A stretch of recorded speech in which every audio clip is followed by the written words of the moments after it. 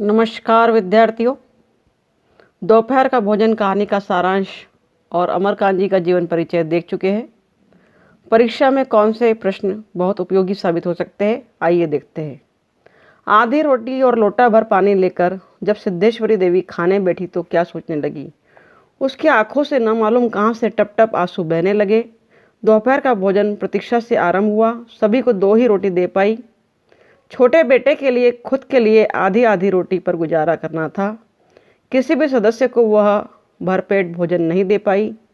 अभावग्रस्त परिवार की त्रासदी पर भोजन की प्रक्रिया समाप्त हो जाती है, इसलिए दोपहर का भोजन नाम रखा गया था। दूसरा प्रश्न आप देख रहे हैं। दूसरा प्रश्न स्क्रीन पर है आपके सामने। रामचंद्र ने परोसी हुई रोटी के बाद अगली रोटी क्यों नहीं ली। रामचंद्र सिद्धेश्वरी का बड़ा बेटा है जो कि 21 वर्ष का है। उसने बहाना बनाया कि मेरा पेट पहले से ही भर चुका है और मैं तो यह छोड़ने वाला हूँ, बस अब नहीं। लोटे का पानी पीकर भूख को उसने शांत किया।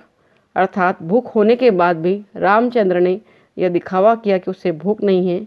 एक मध्यम वर्गीय परिवार की कहानी जिसमें दोपहर का भोजन अर्थात एक वक्त का भोजन भी परिवार के सदस्य को नसीब नहीं हो रहा है और सभी पेट भरने का उपक्रम बना रहे हैं, बहाना बना रहे हैं।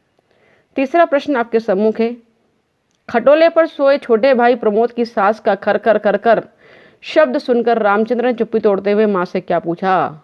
उसने माँ से पूछा, प्रमोद खा चुका है क्या। माँ के हामी भरते ही उसका अगला प्रश्न था, रोया तो नहीं। अर्थात अभावग्रस्त होने के बाद, तंगीग्रस्त होने के बाद, भूख से व्याकुल होने के बाद भी भाइयों की, माता की, पिता की फिक्र है, परिवार में स्नेह बना हुआ है। देखते हैं चौथा प्रश्न। मुंशी जी को किस बात का संतोष था। तो मुंशी जी को इस बात का संतोष था कि उनके तीनों बच्चे होशियार हैं। तीनों बच्चे रामचंद्र, मोहन, मंझला और प्रमोद। देखते हैं अगला प्रश्न। 5वां नंबर का प्रश्न आप देख रहे हैं। सिद्धेश्वरी देवी ने पति की झूठी थाली में अपने लिए खाना निकाला क्यों।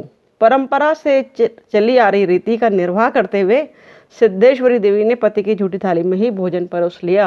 हम देखते हैं कि आज भी हमारी भारतीय संस्कृति अनुसार महिलाएं, पत्नियां पति की ही थाली में भोजन करने बैठ जाती है। सिद्धेश्वरी देवी के पति क्या करते थे, इम्पोर्टेंट है। मुंशी चंद्रिका प्रसाद जी मकान किराया नियंत्रण विभाग में कार्यरत थे, जिनकी बाद में छटनी कर दी गई और परिवार तंगी की हालत का शिकार हो गया था। और अंतिम प्रश्न इसमें है, लेखक ने किसके बारे में लिखा है कि उसके हाथ पैर बासी ककड़ी की तरह बेजान थे। सबसे छोटे पुत्र प्रमोद के विषय में लेखक ने लिखा है, जिसकी आयु महज 6 वर्ष की थी, क्योंकि वह कुपोषण का शिकार था। दोस्तों, तो पूछा जा सकता है रामचंद्र की उम्र कितनी है, 21 वर्ष, मोहन की 18 वर्ष और प्रमोद की 6 वर्ष। दोपहर का भोजन कहानी के लेखक कौन है, तो उत्तर में लिखिएगा अमरकांत जी। अगला प्रश्न आपके सम्मुख है। अमरकांत का जन्म हुआ था। उत्तर 1925 ईस्वी। अमरकांत जी के विषय में और भी विस्तृत अध्ययन के लिए आप अमरकांत जी का जीवन परिचय दे सकते हैं। फाउंडेशन कोर्स सेकेंड ईयर की प्लेलिस्ट में जाकर देख लीजिएगा। अमरकांत जी की प्रसिद्ध कहानीकार है नई कविता आंदोलन के। पूछा जाता है किस कहानी आंदोलन के हैं, तो नई कविता आंदोलन के कहानीकार है। देखते हैं अगला प्रश्न। चौथा प्रश्न है, अमरकांत को साहित्य अकादमी पुरस्कार कब मिला। तो अमरकांत जी को साहित्य अकादमी पुरस्कार 2007 में मिला। 5th नंबर का क्वेश्चन है, कहानीकार अमरकांत ने अपने साहित्यिक जीवन की शुरुआत किससे की थी। तो आप देख चुके हैं जीवन परिचय में, उन्होंने कहानी लेखन से शुरुआत की थी। देखते हैं अगला प्रश्न 6 नंबर का। 6 नंबर में आपके सामने है, दोपहर का भोजन कहानी समाज के किस वर्ग का यथार्थ चित्रण है। उत्तर निम्न वर्ग का यथार्थ चित्रण है। और 7 नंबर का प्रश्न आपके सम्मुख है, दोपहर का भोजन कहानी में सिद्धेश्वरी का मूल स्वर क्या है। तो मूल स्वर वर्ग संघर्ष का है। उत्तर में लिखेंगे। 8th नंबर का क्वेश्चन, 8वां प्रश्न आपके सम्मुख है, दोपहर का भोजन पाठ का मुख्य पात्र कौन है। तो मुख्य पात्र सिद्धेश्वरी देवी है, जो कि तीनों पुत्रों की माता जी है, मुंशी चंद्रिका प्रसाद की पत्नी है। उन्हीं के आसपास पूरी कहानी घूमती रहती है। अगला प्रश्न है 9 नंबर का, अंत में जब सब खा चुके तब कितनी रोटी बची थी। तो उत्तर मात्र 1 रोटी बची थी। और अगला प्रश्न है 10 नंबर का, दोपहर का भोजन कहानी में सिद्धेश्वरी झूठ क्यों बोलती है। उत्तर परिवार में एकता बनाए रखने के लिए एक दूसरे से वो झूठ बोलती रहती है। बड़ा बेटा पूछता है मंझला बेटा कहाँ गया है, मोहन कहाँ गया है, तो घूमने जाने के बावजूद कहती है पढ़ाई करने गया है। प्रमोद ने खाना नहीं खाया है, तब भी कहती है कि खा चुकी। इस तरह मिथ्या उत्तर देती है। दोपहर का भोजन कहानी में कौन सा पात्र बीमार है, तो उत्तर दिया गया है रामचंद्र। यह गलत उत्तर है। उत्तर पर टिक करेंगे आप। प्रमोद, प्रमोद कुपोषण का शिकार था, प्रमोद बीमार था। और 12 नंबर का क्वेश्चन आपके सम्मुख है। 12 नंबर में दिया गया है कि सिद्धेश्वरी किसकी झूठी थाली लेकर खाने को बैठी थी, तो अपनी पतिदेव मुंशी चंद्रिका प्रसाद की थाली लेकर खाने को बैठी थी। देखते हैं 13 नंबर का प्रश्न।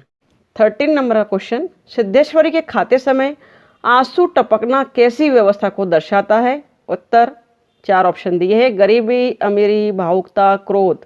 तो उत्तर हमारा होगा गरीबी को। और 14 नंबर का क्वेश्चन है, सिद्धेश्वरी के पति का क्या नाम है, तो उत्तर मुंशी चंद्रिका प्रसाद। देखते हैं अगला क्वेश्चन। 15 नंबर के क्वेश्चन में आप देख रहे हैं, अंत में सिद्धेश्वरी के अलावा कौन बचा था जिसने खाना नहीं खाया था, तो हमारा उत्तर होगा अंत में खाने के बाद, सबके खाने के बाद केवल छोटा बेटा, सबसे छोटा बेटा प्रमोद खाने का बाकी रह गया था।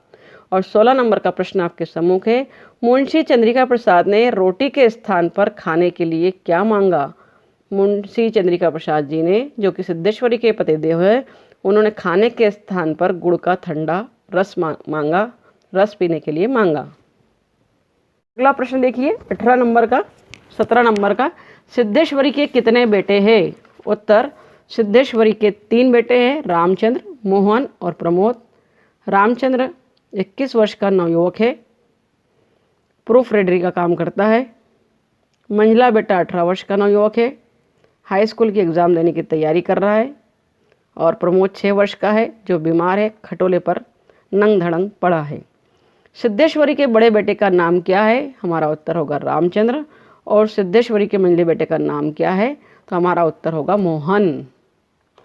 इसके अलावा विद्यार्थियों पूछा जा सकता है कि अमरकांत जी कैसे कहानीकार है, तो नई कहानी आंदोलन के कहानीकार हैं। उन्होंने अपनी भाषा में कौन से शब्दों का प्रयोग किया, तो आंचलिक मुहावरों और शब्दों का भी उन्होंने प्रयोग किया है। उसके अलावा पूछा जा सकता है अमरकांत जी का जन्म कब हुआ था, तो 1925 उत्तर प्रदेश के बलिया जिले के नगरा ग्राम में हुआ था। उनकी आरंभिक शिक्षा कहाँ हुई थी, पूछा जा सकता है बलिया में हुई थी। उन्होंने इलाहाबाद से विश्वविद्यालय से बीए की डिग्री की। बीए की डिग्री कहाँ से प्राप्त की। और भी बहुत सारे प्रश्न उनके पुरस्कारों पर, सम्मान पर पूछे जा सकते हैं, जो कि मैंने अमरकांत के जीवन परिचय के अंतर्गत ट्रिक के माध्यम से कराए हैं। इन्हीं हथियारों पर उपन्यास के लिए उन्हें 2007 में पुरस्कार मिला था। 2007 में किस उपन्यास पर पुरस्कार मिला था, प्रश्न पूछा जाता है, तो उत्तर लिखेंगे इन्हीं हथियारों से। और उन्हें साहित्य अकादमी पुरस्कार से भी सम्मानित किया गया था। इसके अलावा सन 2009 में उन्हें ज्ञानपीठ पुरस्कार मिला था। किस सन में मिला था, और श्रीलाल शुक्ल के साथ संयुक्त रूप से दिया गया था। ज्ञानपीठ पुरस्कार कैसे दिया गया था, तो श्रीलाल शुक्ल के साथ संयुक्त रूप से दिया गया था।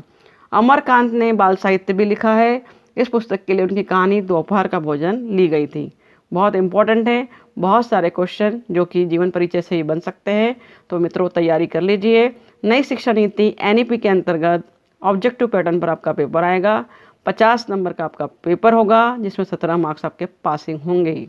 तो एग्ज़ाम के लिए best of luck. Thank you for watching my video.